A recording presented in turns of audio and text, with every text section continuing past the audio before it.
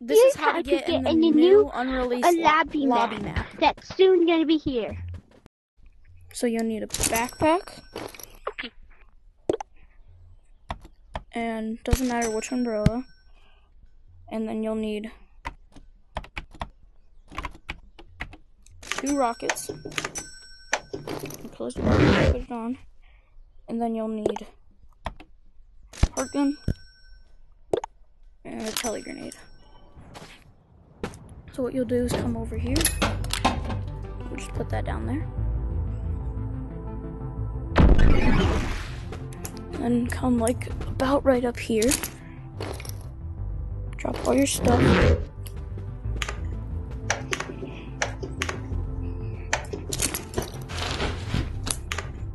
Grab your 2 rockets.